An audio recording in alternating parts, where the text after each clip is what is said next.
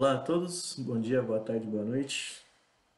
Bom dia, boa tarde, boa noite a todos. Eu sou Emerson Lima. E eu sou o Nicolas Zilli, sejam bem-vindos ao canal If Coders. Bem-vindos ao primeiro vídeo. O intuito do nosso canal vai ser apresentar conteúdos do mundo da linguagem de programação e sobre a teoria também, né, de programação, computação, entre outras coisas. E hoje no nosso primeiro vídeo a gente vai explicar, ele vai ser dividido em duas partes. Nesse primeiro vídeo a gente vai explicar sobre as estruturas condicionais. E no segundo vídeo a gente vai explicar sobre como funcionam as estruturas de repetição dentro das linguagens de programação. Então, o conteúdo dos dois vídeos vai ser sobre explicar a estrutura de condição, no segundo sobre as estruturas de repetição. Em cada um a gente vai apresentar o fluxograma de como essas estruturas funcionam e a gente vai apresentar exemplos de sintaxe. A gente adotou aqui três linguagens que a gente considera as principais aí presentes no mercado, né? Que são a linguagem C, a linguagem Java e o Python. Então, vamos primeiro começar com se apresentando. Exato. Então, começando aqui, eu e o Zília, a gente somos, né, discentes do Instituto Federal. A gente faz o curso de Ciência da Computação. E no início, né, nosso intuito era meio que divulgar, meio que disseminar esse conteúdo para as pessoas que, né, querem aprender mais sobre programação, mas que infelizmente não conseguem, né, entrar num curso superior, ou até mesmo não conseguem meio que se aperfeiçoar nesse meio, mas elas querem entrar. Então meio que a gente abraçou essa ideia, né, de compartilhar o que a gente até agora a gente sabe, né? E assim, de um meio mais básico talvez, mas de uma forma simples. A gente vai tentar apresentar vários conteúdos aqui, como o Zili já disse no começo, e até mesmo matérias, né, importantes para a tecnologia. E acho que é mais ou menos isso, né? Isso. A nossa ideia primeiro é a gente mostrar mais os conceitos iniciais, né? E conforme for avançando os vídeos, a gente vai trazendo alguns conceitos um pouco mais avançados. E depois o nosso intuito principal aí é a gente trabalhar em algum projeto ou em algum algoritmo que, digamos que é palpável, né? Que está presente aí no mundo real. Que seria mostrando todas as aplicações dos conteúdos que a gente mostrar. Exato. Então, no nosso primeiro vídeo aqui, a gente vai explicar sobre como funcionam as estruturas de condição dentro do mundo da programação. Né? Então, a gente vai mostrar o funcionamento de quatro estruturas que a gente vê frequentemente nos códigos aí de programação, né? Que é o if, else e o switch. E além disso, a gente vai mostrar os operadores relacionais e lógicos. Então, primeiro aqui, a gente vai mostrar essas três estruturas que são ligadas uma à outra, né? Quais são os propósitos delas, né? O propósito do if, que se fosse traduzir ao pé da letra, se chama C, né?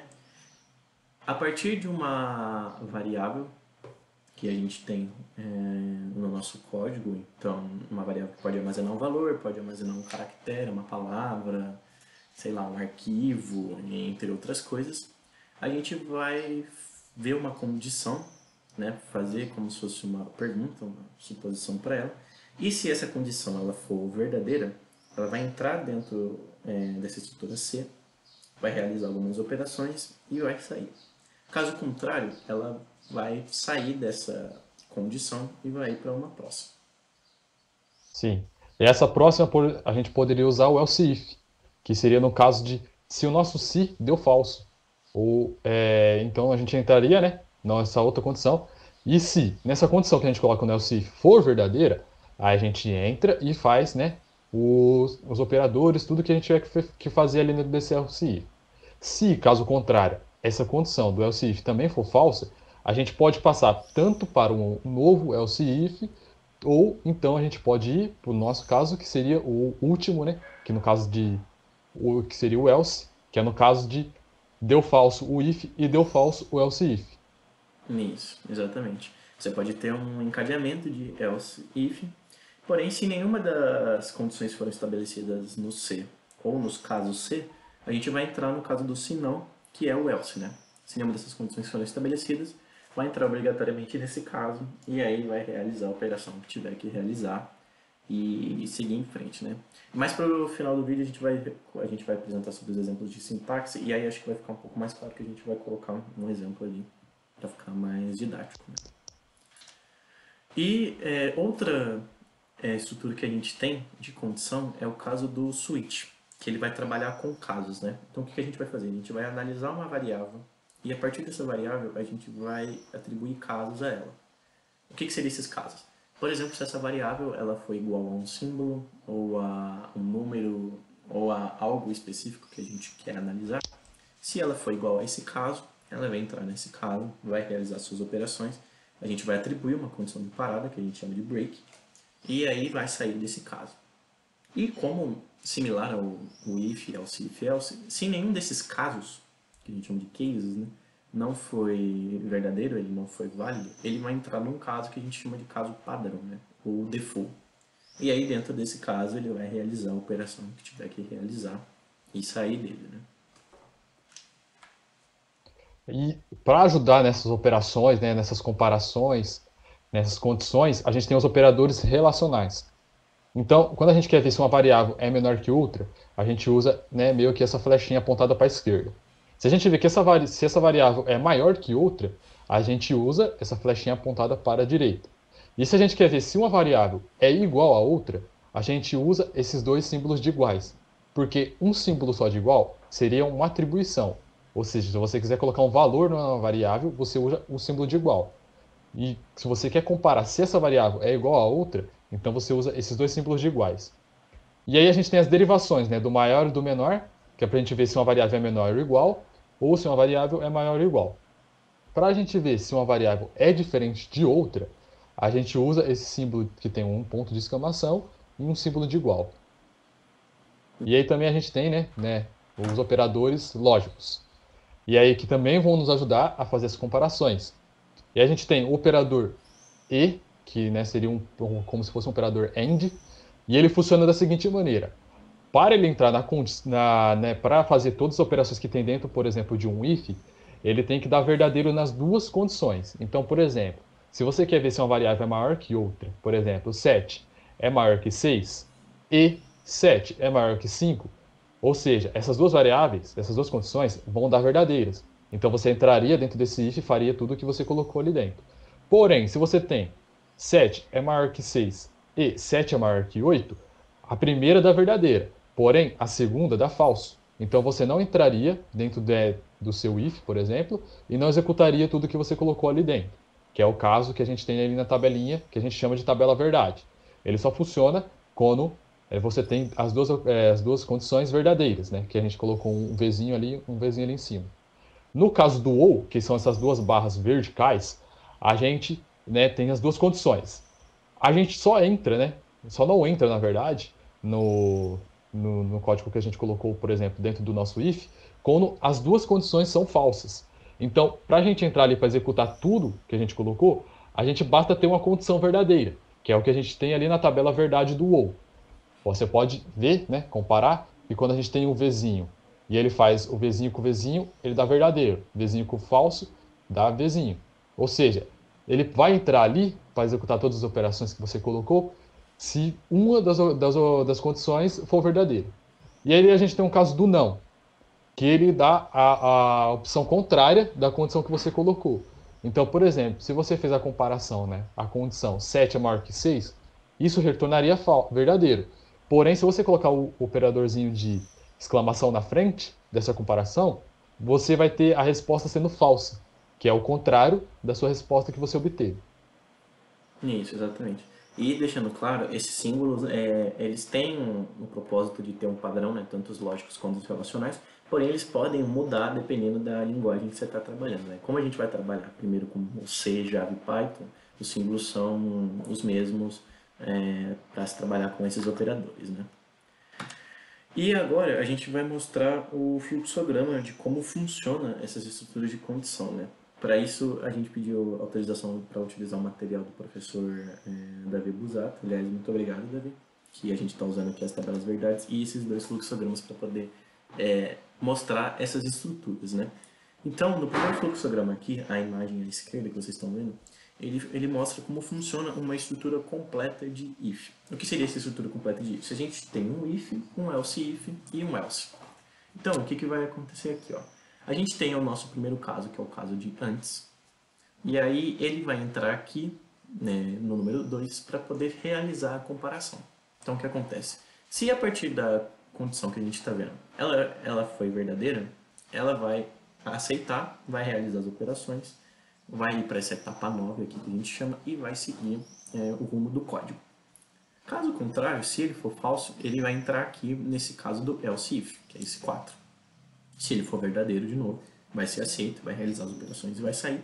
Se não, aí ele vai entrar para o caso, um outro caso, né? E aí, se ele for verdadeiro, ele vai ser aceito. Se não, ele vai entrar aqui no 8, que é o caso do else. Então, quando se todos deram falso, você vai entrar aqui e aí, obrigatoriamente, ele vai realizar a operação. E aí vai sair da sua estrutura de condição, né? Aqui, ele é um exemplo já do caso do switch. Se vocês analisarem, ele é parecido com a estrutura de condição do if e else if, porém ele tem esse conceito do break e do não break. O que quer dizer o break? Se você teve uma condição que ela foi verdadeira, ela foi aceita, você vai dizer que você vai parar ali as operações e execuções, então você vai dar um break, que está sinalizando aqui pela flashing verde, e aí você vai seguir pelo código. Se você não teve esse break, você pode entrar nos outros casos, por exemplo, e realizar todos eles e todas as operações. Porém, se obrigatoriamente ele tiver, ele vai sair daquele caso específico e aí vai continuar no código, né? Exato. Acho que deu para ficar ali bem o problema que a gente tem no caso de a gente não colocar um break. Por exemplo, se a gente entra no caso 3, que seria o nosso caso específico, o nosso caso certo que a gente entraria, porém se a gente não coloca um break, a gente passa para o caso 5. E aí ocasionando, né, num resultado diferente, um resultado que poderia ser errado do nosso código. Então é a importância de a gente colocar um break em todos os cases, né, do nosso switch. Isso, exatamente. E agora a gente vai apresentar, vou até sair aqui dessa apresentação em tela cheia, para a gente escrever exemplos de sintaxe das três linguagens, né, dessas estruturas. Então, novamente eu vou agradecer aqui ao professor Davi, porque eu vou usar uma ferramenta que ele montou, na qual eu vou poder realizar uns desenhos aqui na tela para poder mostrar a sintaxe das linguagens, né? Dessas estruturas de condução, as sintaxes são bem parecidas, então eu vou escrever já direto aqui, né? Como que a gente iria escrever se fosse para a gente fazer uma estrutura de condição se, o se não, e aí o caso contrário que seria o do else, né? A gente vai usar a palavra-chave if, entre parênteses a gente vai colocar a condição que a gente vai querer analisar, por exemplo, se um número é maior do que o outro, se, por exemplo, você tem um conjunto de números, você quer saber se um valor é maior que o outro.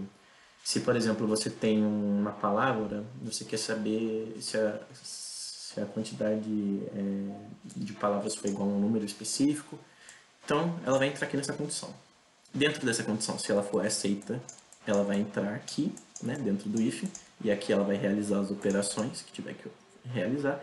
Se ela não entrou, se foi um falso, ela vai entrar, por exemplo, no nosso else if, que é caso contrário, né?